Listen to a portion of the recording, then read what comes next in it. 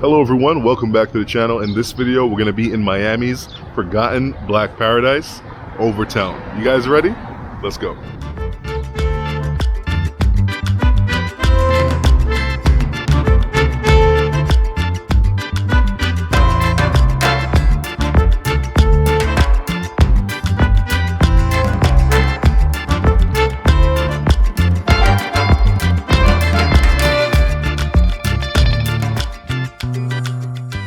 This video is going to be a little bit different. I just need you to be patient and rock out with me for a little bit. Let's get it.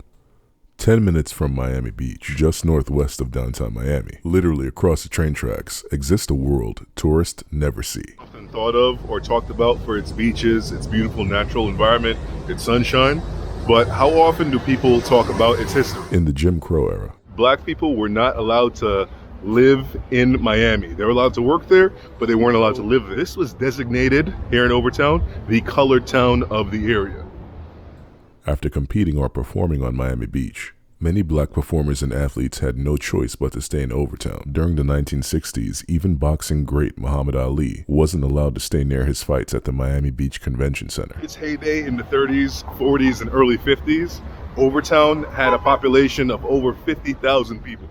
However, due to the construction of I-95, this neighborhood was gutted. The population went from 50,000 to like 10,000, 12,000. I-95 not only knocked down a lot of the buildings that were here that housed people, allowed people that lived here in somewhat cramped conditions to move further north to northern areas of Dade and also Broward. No one can exactly put their finger on it, but there seems to be this sort of black renaissance that's occurring here in Overtown. So in other words, there's gentrification-like development. However, it's not coming at the expense of the culture that's here.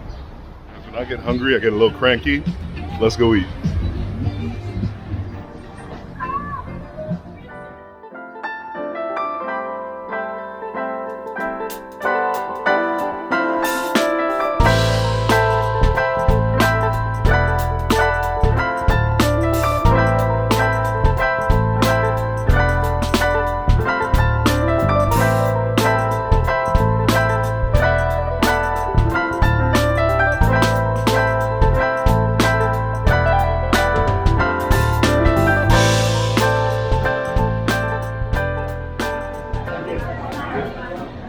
This is a Miami milkshake. I've never had one before.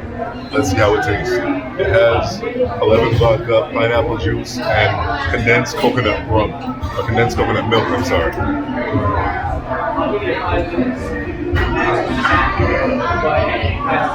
Hell yeah. I'm sorry guys if there's a lot of background noise. I tried to get a space outside, but they told me that there are reservations, so we take what we can get. Guys, I'm not gonna cap, I'm a little bit excited for this food right here.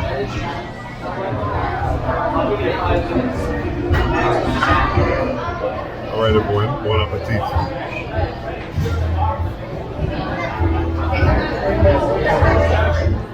The dish itself and the big bold flavors used reminds me so much of Creole cooking from New Orleans and the rest of Louisiana.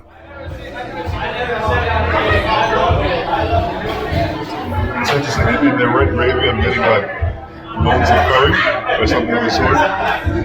It's amazing.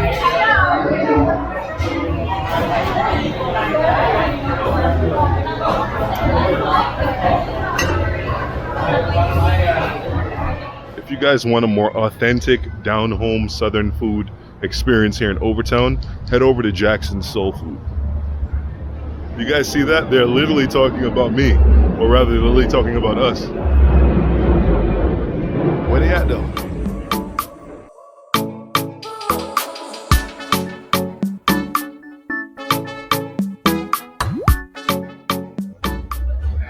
Looks like we stumbled on a Black Travelers Influencers event.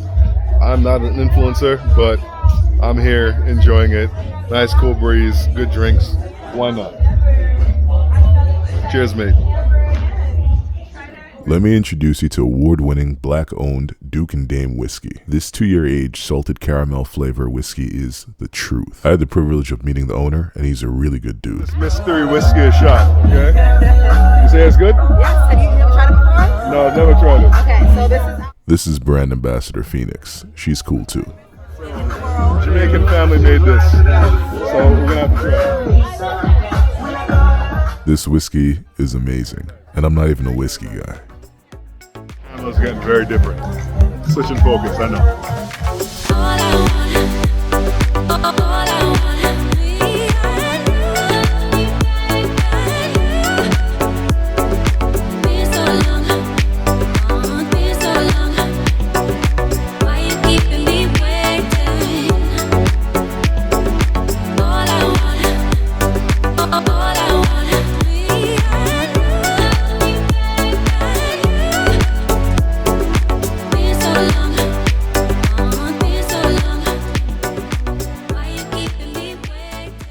I went back for one final shot with my girl Phoenix. Hi guys. Yo. So we're taking shots. Cheers. Say your names. Go by it. We're about to get ready to start the fashion show. If you guys want to come, Guys, I'm gonna be honest. I'm not an influencer. I just make travel videos. So let me ask you a question. Did you watch the Netflix show Narcos? Maybe you did, maybe you didn't. Let me know in the comments below. But the reason why that's relevant is because what happened in Narcos was Pablo Escobar and others were pushing their product to places in the United States as well as Europe. Now, it had a profound effect on communities like this one in Overtown. Already economically depressed, heads of households became hooked on crack cocaine. And that led to a massive downward spiral in communities like this one in Overtown, in areas like the South Bronx in my hometown in New York City, in certain places in Chicago, in the South Central in Los Angeles. I said hello to a couple people and all of them didn't respond, except for the guys that were sitting underneath the overpass, who were directing me to the train station. I guess that's years and years of trauma based on things that were happening here and the types of characters that would circulate in the area. So many of you know that this channel is Caribbean centric, it's Caribbean focused. I'm gonna hit you with the Caribbean link right now. Many of the black majority that live here in Overtown have some sort of familial connection to the Bahamas. Actually, if you have heard of the Underground Railroad, right?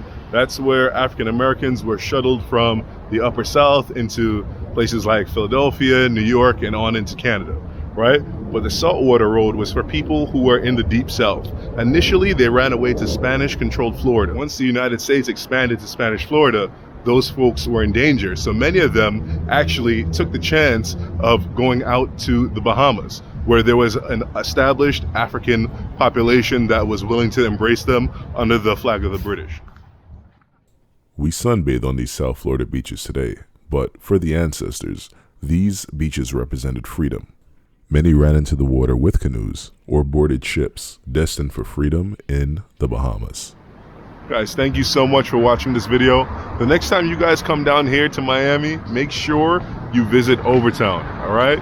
It's growing and it needs your support. Bless.